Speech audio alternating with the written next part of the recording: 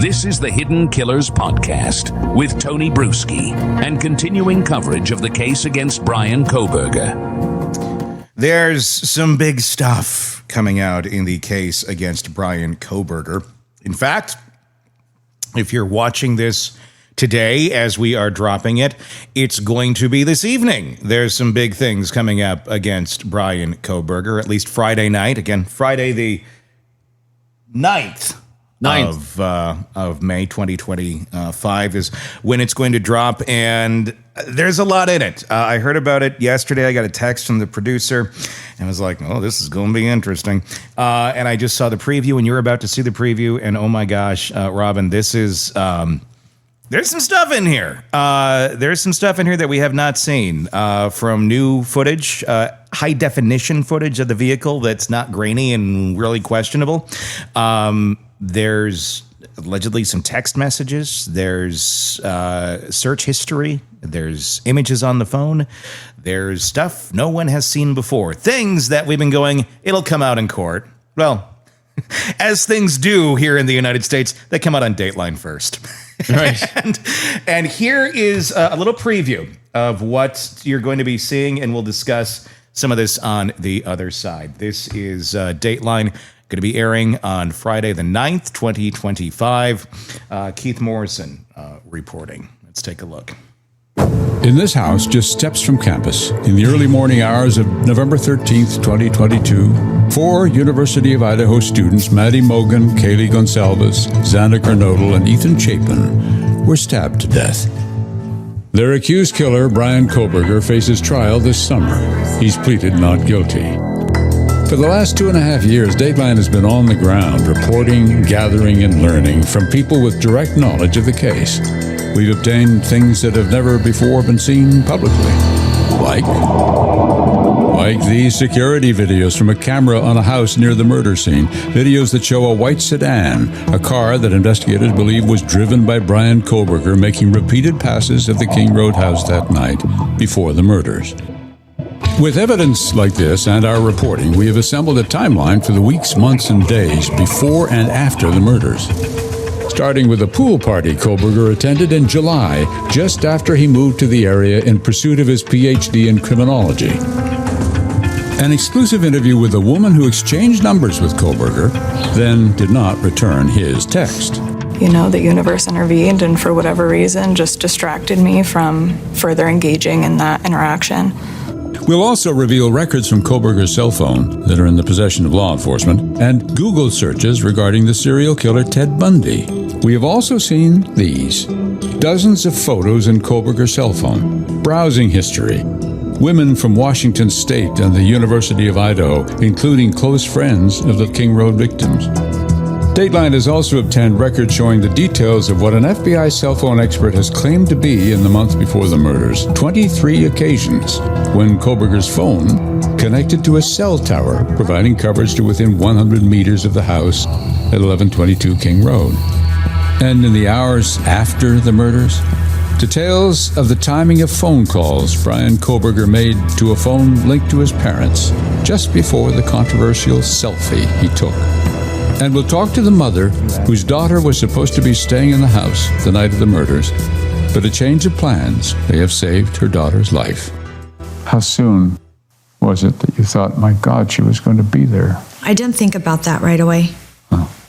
All I could think about was the kids. Makes you sad too, doesn't it? It does. Sorry. So many damaged families. Angela Nevejas told us that her daughter Ashlyn, Maddie Mogan's best friend, moved away from Idaho and now refuses to come home to visit because of the trauma associated with the murders. She's hoping some of that may change and Ashlyn will start to grieve after Bryan Kohberger's trial.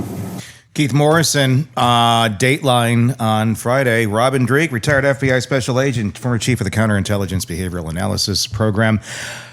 Reactions to that?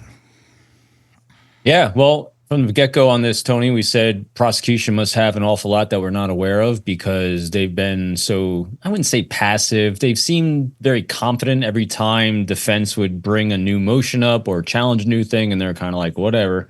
And our hypothesis all along has been they've got more. Mm-hmm. And yeah, so the it's going to be really revealing, and I can't wait to see the content of those texts, because I think he was studying and working for a PhD, but he's only executed at a high school level, thankfully, because I think the trail he left is going to be very obvious. There's some interesting stuff in those texts. Here's an excerpt of one of them. This is with the girl that I believe he met at the pool party. And we're going to see far more in depth of the text, but they're worded very weird.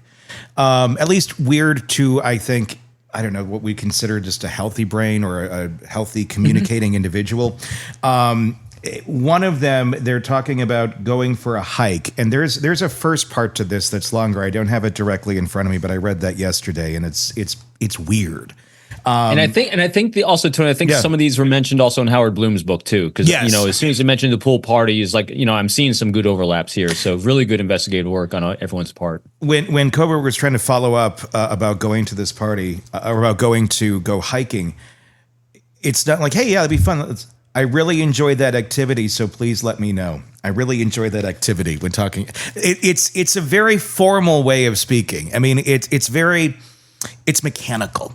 As I guess the way, and I know that's just a short piece. You're going to have to see the rest of them. Like I said, if I had it in front of me, I'd read it. But it's very mechanical way of thinking. It's like someone who doesn't know how to communicate, so they're just observing other people, and this is how they're going to try and do it. It's like a knockoff. It's like a knockoff of normal human being behavior. And Tony, you are describing psychopathic behavior. Yeah. I mean, he's Pinocchio trying to be a real boy, and he doesn't quite have the skill set to do it. Yeah. And that's why he's studying human beings. He's studying the horrible side of human beings in his course of study, but he's literally in a life study of human beings and how they act and want to interact with others.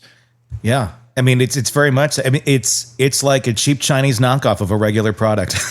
It's like, and that's also why, it's interesting as they get more, and I'm not saying they, I've seen cases where there are purely, and this is from clinicals, psychological evaluations that my friends and colleagues have done on psychopaths, and I've seen the work they've done.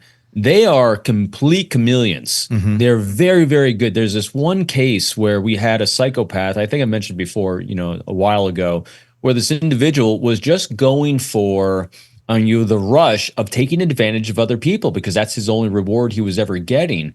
And so he would take on this persona. He took on the persona of a fundraiser for a political party, and he's got pictures hobnobbing with this high-level people, like people that ran for president. And he's driving Porsches and Ferraris, and you go to his apartment, there's nothing there, because he took on that persona. He was so believable. Then he took on a persona trying to build people out of churches. He became a pastor, and he was this great pastor, came across very empathetic. And so he molded himself to the environment he needed. It's kind of like why when we talk about Lori Daybell Vallow, I said she's doing very well in prison, most likely from my perspective, because she's manipulating as a psychopath the entire environment around her. Who was that guy that you were talking about? I wish I could remember the name of him. He's a former CIA case officer that went rogue. And he actually was about to get fired from the CIA for the funniest thing ever, the lowest level thing, voucher fraud. No kidding. For like only a couple $100s, but he was a deep undercover for them. It's called a non-official cover guy. And he was getting fired for that. And once he got fired for that, he went off grid. And he went off grid, but he's also a lawyer, highly trained lawyer. And he took that lawyer skill and he built people out of money over here. Actually, in Arizona, I think, is like this quadriplegic couple. And he built them out of hundreds of thousands of dollars of legal fees, and then ran.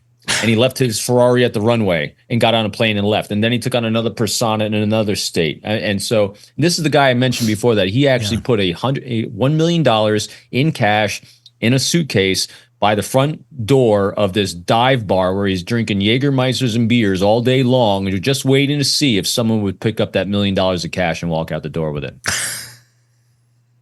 I think I've seen something on this story. I think it's been reported, right, before Yeah, I'm not sure. It's a while ago. Yeah, it was a while. Yeah, I remember seeing something on it somewhere. I'm like, oh my god, that was quite. Let me ask you, in that world, I know we're kind of going off topic of Kohberger here, but when we're talking about psychopaths or this behavior like this, in the world that you were in with counterintelligence and behaviors, when you're dealing with individuals who are needing to be pretty much chameleons, to kind of work both sides and be a spy and kind of trade information that way. Do you see, I mean, is that a common trait in a lot of people where they almost kind of have to be somewhere down that dark triad to really function and to be able to flip both ways and one day be this person and one day be that person and be able to pull it off really well? It's a really great question, and I've seen it go both ways. Yeah. I've seen some organizations and agencies, both domestically and abroad, hire their intelligence collectors and their overseas intelligence collectors like the CIA does.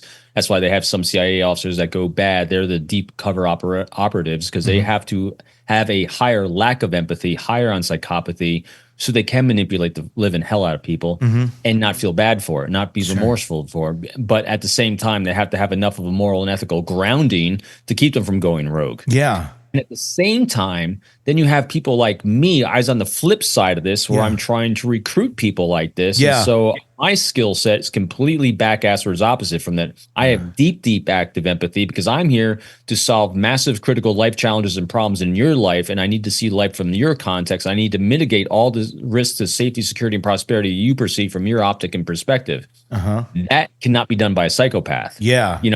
So collectors tend to edge, again, if you're going to take a paintbrush, I have great friends that are former case officers for the agency with the utmost empathy I've ever seen. Yeah. But I've also seen collectors that are at the high end of psychopathy or higher end edging towards it. At the same time, the recruiters of them tend to be more empathetic. So again, paintbrush overview from my perspective. It's almost like opposites attract in a way, where like you need both to make that work. Yeah. And they can collaborate very well, especially when they're both self-aware enough to know, hey, here's a skill set I'm missing, and here's how you can augment that skill set. And then likewise, for a case officer or an operative that is on that higher edge of psychopathy, but they're very aware of it, they're going to allow themselves to be grounded by you. It's let's call it a marriage. That's what we do. We kind of complement each other, and that's why it takes teams of people. It's very rarely is anyone ever successful singularly. You do need good, healthy relationships to solve life's most wickedly complex problems. But in this case, it's like Kohberger, when you're edging high on psychopathy and you don't have a loving critic that you're partnered with, you're going to miss steps. I mean, imagine. So that's what his dad was attempting to do. Again, just you throwing some conjecture in here. His dad seemed very vested in the success of his son. His dad seems deeply empathetic. People that take the actions that they take as a parent, that's an empathetic thing. And so had Kohberger allowed his dad, assuming that, we'll take the assumption here that, maybe he did this, he's not proven, until proven guilty in court of law, obviously. But, had he allowed someone like his dad more into his life to balance that out, maybe also the professor could have been someone that was, doing the same sort of thing, that he had a relationship with, someone to balance out that lack of empathy that he had. Do you think Kohberger had he had that stronger, that piece of empathy, that basically that boundary, that bumper, that had he heeded it, the way that he is seemingly, and obviously we're not psychologists, but seemingly high in that area of possible psychopathy or somewhere along that dark triad, if he's the killer, had that been in place better, or had there been maybe somebody other than his dad or somebody that he respected enough to take that boundary and go, okay, I wonder how good of an agent he would have been if he got into law enforcement and was investigating these sort of crimes, because he can relate, it seems, and can think that way. But the thing is, he thought all that way. If this is in fact him, he went all the way through it and became that person. But if he could just walk up to it and see it from that perspective and then use it for good, I could see that he could have been really good at this, but he just couldn't stop his urge of becoming the criminal, it seems. So that's a really fascinating conjecture. to think about. So based on what the observations I'm having of him is he would not have been very good as like a CIA case officer overseas. Because they have to recruit their own sources. So the types of operatives that go overseas to gather intelligence through other human individuals, like cooperations by recruiting, deep-rooted sources and everything, requires also a deep level of empathy. The case officers that did those work, especially in denied areas like Russia, China, in the Middle East, recruiting, people that are terrorists and flipping them to our side and that requires deep levels of empathy. Now, what he could potentially be good at is be the pointy edge of the spear, like the person they did recruit. That could actually be the person that could do nefarious things to someone to gather information and put up these strategies to stay alive potentially. Again, the problem with someone that is so high in psychopathy like that, though, like you're seeing here, he stands out. It doesn't seem like he has that ability to really blend into the environment around him. So I think he's edging up that high in some way, or there's other things, other issues at play, whether it's like the diagnosis for autism, I don't know. But he's not a very functional. He's not a good predator, obviously, because he really stood out in all his behaviors. And so those are elements that also play into these things. Want more on this case and others? Then press subscribe now and don't miss a moment of true crime coverage from Tony Bruschi and the Hidden Killers podcast.